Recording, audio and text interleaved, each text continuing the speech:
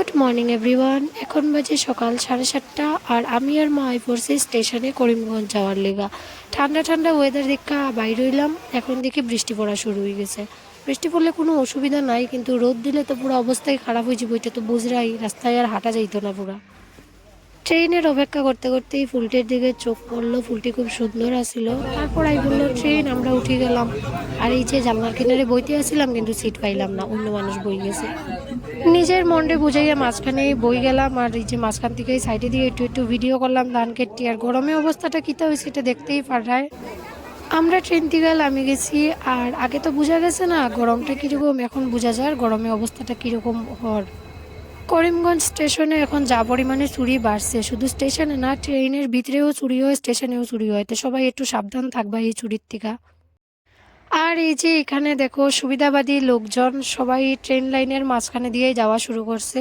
এটা এখন থেকে না, ছোটোর থেকেই দেখি। আর যেদিকে যাওয়ার রাস্তা এদিকে কেউ যায় না, সবাই এদিকেই যায়।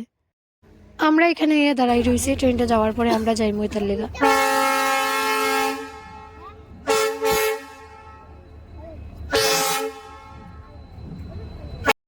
স্টেশন থেকে আওয়ার পরে টুকটুকির মেলা দেখবে সবে এমনভাবে দাঁড়াইছে, সবাই বুঝে যার এখনই টানিয়ে উঠে আনবো গিয়া। পূজার প্যান্ডেলের কাজ শুরু হয়ে গেছে সব দিকে। আর এই যে the back benches chaiwala, MBA chaiwala দেখছিলাম, এখন ব্যাক বেঞ্চেস চায়ওয়ালাও দেখি লইলাম। সকালবেলা বাইরেতে সময় বৃষ্টি দেখতে বাইরে হইলাম। আর এখন এমনভাবে রোদটা উঠাইছে, মানে মামার বাসা পর্যন্ত আইতে আইতে আমরা অবস্থাটা পুরো খারাপ হয়ে গেছিল। এখানে ইয়ে কিছু সময় রেস্ট করলাম, তারপর স্নান টান করিয়ে আস্তে ধীরে খাওয়া দাওয়া করিয়ে আমরা বাইরে গেলাম বাজারের লিগা।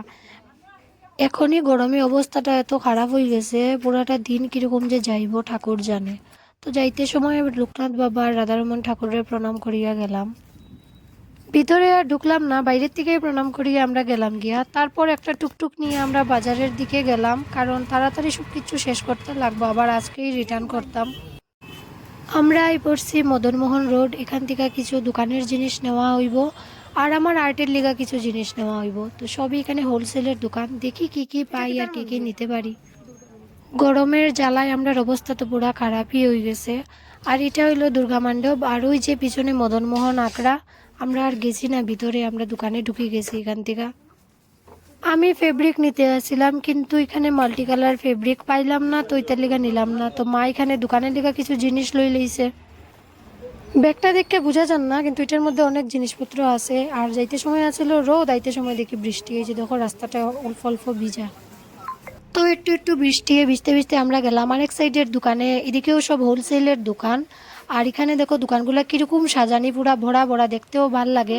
কিন্তু রাস্তাটা একদম ছোট, হাঁটার রাস্তা একদমই ছোট, মানে ধাক্কা ধাক্কি করে হাঁটতে লাগবো এরকম অবস্থা। চুড়িটি দেখা ছোটবেলার কথা মনে হয়ে গেছে। ছোটবেলায় যে চুড়ি পরার লেগে পুরা পাগল হয়ে যেতাম। তো বাজারে গিয়ে সব কিছুই কিনা হইলো, কিন্তু আমি ফেব্রিক আর কিনতে পারলাম না। মানে আমি যেটার লিগে গেছি এটা তো আর আমার কিনাই হইলো না। আর এদিকে ওয়েদারের অবস্থাটা দেখো কিরকম তুফানের ভাব করছে। এদিন তুফানও দিছে, জানি না কেন আক্তা করিয়া এত